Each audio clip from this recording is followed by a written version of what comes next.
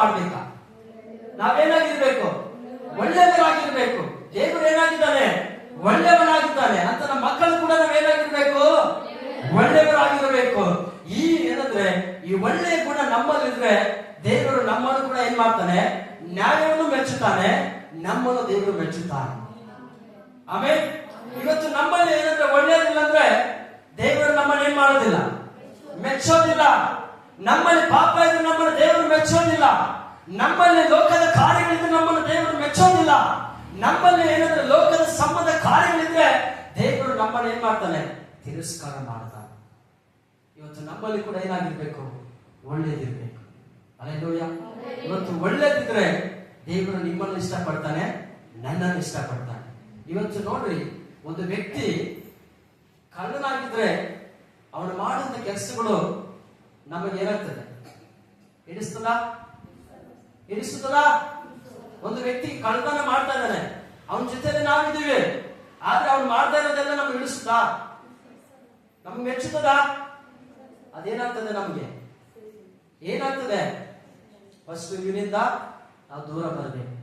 ಒಂದು ಸರಿ ಹೇಳ್ತೀವಿ, ನಾವು ಮಾಡ್ತಾ ಇರೋದು ತಪ್ಪು, ಅದನ್ನ ಮಾಡ್ಬೇಡ ಅಂತ ತಿಳಿಸ್ತೀವಿ. ಮತ್ತೆ ಅದನ್ನೇ ಮಾಡಿದ್ರೆ ಅದನ್ನೇ ಮತ್ತೆ ಮಾಡಿದ್ರೆ ನೀವು ಕೂಡ ಏನಾಗೋದಿಲ್ಲ. ಅವನನ್ನು ನೀನ್ ಮಾಡ್ತಾ ಇರೋ ಕೆಲಸ ನಿನಗೆ ಏನಿಲ್ಲ, ಸರಿ ಇಲ್ಲ. ನೀನ್ ಮಾಡ್ತಾ ಇರೋ ಕಾರ್ಯ ನಿನಗೆ ಏನಿಲ್ಲ, ಲಾಯಕ್ಕಿಲ್ಲ. ನೀನ್ ಮಾಡ್ತಾ ಇರುವಂತ ಏನಂದ್ರೆ ಕಾರ್ಯಗಳು ನಿನಗೆ ಏನಾಗ್ತಾ ಇಲ್ಲ, ಅದಕ್ಕೂ ನಿನಗೆ ಏನಿಲ್ಲ, ಹೋಲಿಕೆನೇ ಎಂಬುದಾಗಿ ಜನರು ಹೇಳ್ತಾರೆ. ಇವತ್ತು ನಮ್ಮ ಜೀವಿತದಲ್ಲಿ ನಾವು ಹೇಗಿದ್ದೀವಿ, ನಮ್ಮ ಜೀವಿತ ಹೇಗಿದೆ, ನಮ್ಮ ಕುಟುಂಬ ಹೇಗಿದೆ, ನಮ್ಮ ಹೃದಯ ಹೇಗಿದೆ ಎಂಬುದಾಗಿ ನಾವೇನ್ ಮಾಡ್ಬೇಕು? ಪರಿಶೋಧನೆ ಮಾಡಿಕೊಳ್ಬೇಕು. ಪ್ರೀತಿ ದೇವರ ಮಕ್ಕಳೇ, ಇವತ್ತು ಮುಂಚಾನೆ ಸಮಯದಲ್ಲಿ ದೇವರು ಹೇಳ್ತಾ ಇದ್ದಾನೆ, ಯೆಹೋವನು ನ್ಯಾಯವನ್ನು ಏನ್ ಮಾಡ್ತಾನಂತೆ? ಮೆಚ್ಚುವವನಾಗಿದ್ದಾನೆ. ನ್ಯಾಯವನ್ನ, ಅನ್ಯಾಯವನ್ನು ದೇವರು ಏನ್ ಮಾಡೋದಿಲ್ಲ, ಮೆಚ್ಚೋದಿಲ್ಲ.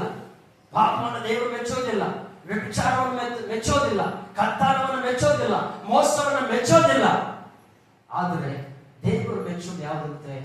ಒಳ್ಳೆಯ ಕಾರ್ಯಗಳು, ಒಳ್ಳೆ ಸ್ವಭಾವ, ಒಳ್ಳೆ ಗುಣ, ಒಳ್ಳೆ ನಡವಳಿಕೆ, ಒಳ್ಳೆ ಪ್ರಾರ್ಥನೆ ಮಾಡುವುದು, ಒಳ್ಳೆ ವಾಕ್ಯವನ್ನು ಓದುವುದು, ಪರಿಶುದ್ಧರಾಗಿರುವುದು, ಇದೆಲ್ಲ ದೇವರು ಏನ್ ಮಾಡ್ತಾನೆ? ಮೆಚ್ಚುವವನಾಗಿದ್ದಾನೆ. ಹಲ್ಲೆಲೂಯಾ.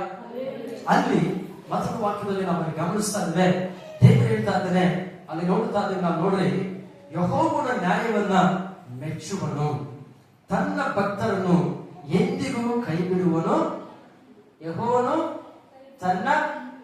ಯೆಹೋವನೇನಂತೆ ಅಲ್ಲಿ ವಾಕ್ಯದಲ್ಲಿ ಯೆಹೋವನ ನ್ಯಾಯವನ್ನು ಮೆಚ್ಚುವನು, ತನ್ನ ಭಕ್ತರನ್ನು ಎಂದಿಗೂ ಏನ್ ಮಾಡೋದಿಲ್ಲ,